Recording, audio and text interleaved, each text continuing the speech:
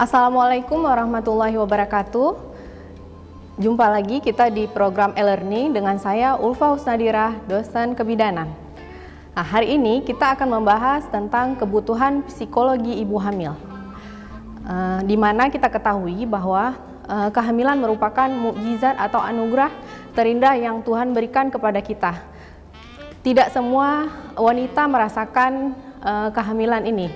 Jadi kalau kita sudah mendapatkan anugerah tersebut, maka sebaiknya lah kita menjaga benar-benar kehamilan kita dengan baik hingga bayi itu lahir dan ada di hadapan kita. Oke. Yang pertama kita lihat dulu, masa kehamilan itu kita butuh support keluarga. Nah, support keluarga ini di mana partner kita baik ibu maupun partner seksualnya harus benar-benar membuat si ibu itu senang atas kehamilannya. Jadi apabila hubungannya dengan ibu hamil ibu kandungnya sendiri atau ibu mertuanya sendiri atau bahkan dengan keluarga lainnya tidak baik, ini akan menyebabkan kehamilannya menjadi stres dan si ibu tidak merasa nyaman dengan kehamilannya. Dan begitu juga dengan partner seksualnya, yaitu suaminya sendiri. Bila suaminya juga tidak mendukung dalam memberikan kenyamanan atas kehamilannya sendiri, maka dia pun akan semena-mena dengan kehamilannya. Dia juga tidak akan menjaga dengan baik kehamilannya itu. Kemudian jika relasi dengan ibunya itu juga tidak menyenangkan atau buruk sekali, maka si wanita juga akan mengembangkan sikapnya untuk menyesali kehamilannya.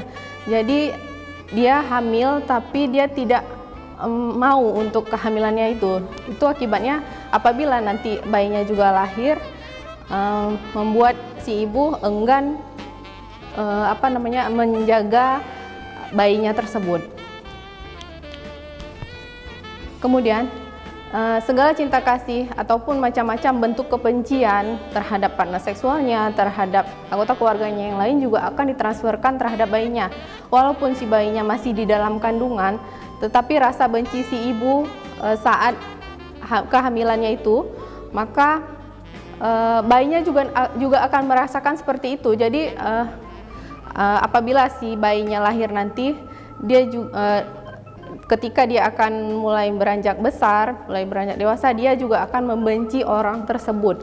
Nah, itu akibat apabila si ibu perasaannya itu tidak suka dengan orang lain, tidak ada stres dengan kehamilannya, jadi terbawa saat dia hamil. Kemudian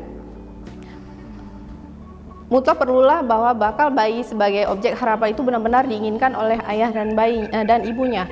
Jadi buatlah senyaman mungkin, sebisa mungkin kehamilan itu memang benar-benar diinginkan oleh si ibu dan si ayahnya. Akibatnya bisa membuat bayinya itu dia akan merasakan benar-benar diinginkan oleh si ibu dan si ayahnya dan bahkan keluarga yang lain. Jadi dia pun akan tumbuh kembang dengan sehat, dengan optimal dan sesuai dengan usia kehamilannya. Kita mengharapkan memang kehamilan ini tidak ada kecacatan, tidak ada kesakitan untuk si bayi tadi. Jadi benar-benar dibutuhkan ibu hamil yang tidak stres, tidak terganggu jiwanya, dia pun sehat dari ujung rambut hingga ujung kaki. Kemudian iklim psikis yang sejuk ini bisa memperkuat jasmani dan rohani ibu yang sedang hamil. Jadi bukan hanya si bayinya yang sehat, tetapi ibunya juga, jiwa dan raga si ibu juga akan kuat untuk menjalani kehamilan tersebut. Oke, yang kedua, ada support dari tenaga kesehatan. Nah, di balik kehamilan yang sehat tadi, tidak hanya support dari keluarganya sendiri, sekarang juga dibutuhkan tenaga kesehatan yang memberikan support tersebut. Kemudian masa kehamilan juga seharusnya masa bahagia menanti kedatangan anak yang diinginkan.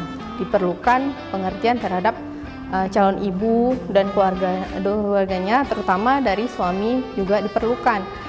Jadi tenaga kesehatan ini bisa membuat suatu wadah bila mana si ibu yang ingin membesarkan kehamilannya diantar oleh suami atau keluarganya. Jadi disitulah support itu bisa diberikan. Bentuknya seperti konseling yang baik untuk kehamilan diberikan kepada ibu dan pendampingnya.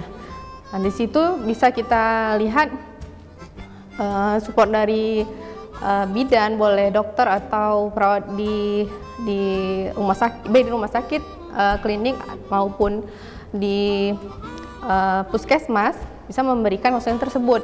Nah, ini support ini diberikan tidak hanya membuat si ibu itu merasa tenang tadi untuk menghadapi kehamilannya, dan si ayah pun bisa tahu bagaimana posisi dia untuk si ibu yang sedang mengandung anaknya. Kemudian support dari tenaga kesehatan itu juga bisa, bila kita obati sedini mungkin, dia akan memberikan penerangan untuk kehamilannya berikutnya. Kemudian baik itu mengenai fisiologi kehamilan, persalinan, bahkan setelah persalinannya itu masa nifas. Nah, si tenaga kesehatan ini sendiri bisa memberikan mengenai fisiologi kehamilan, misalnya nih baik itu perubahan fisik, perubahan psikologi pada ibu hamil, itu diberitahu. Misalnya kalau hamil 3 bulan pertama bisa morning sickness, yaitu mual muntah di pagi hari, tapi tidak semua ibu juga merasakan mual muntah di pagi hari. Kemudian perubahan bentuk tubuhnya, mulai dari payudara membesar, kemudian pinggulnya juga melebar, payudara juga 3 bulan, bahkan ada yang 5 bulan, atau ada ibu yang mengalami pengeluaran ASI itu setelah melahirkan. Nah, itu.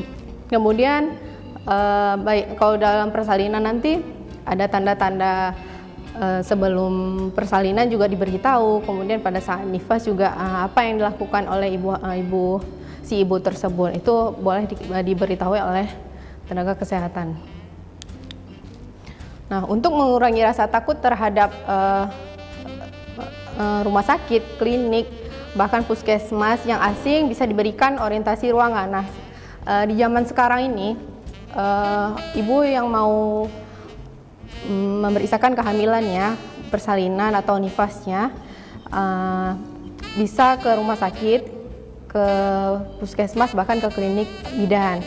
Nah, sekarang rumah sakit atau tempat pelayanan kesehatan lainnya tidak seseram yang dulu, yang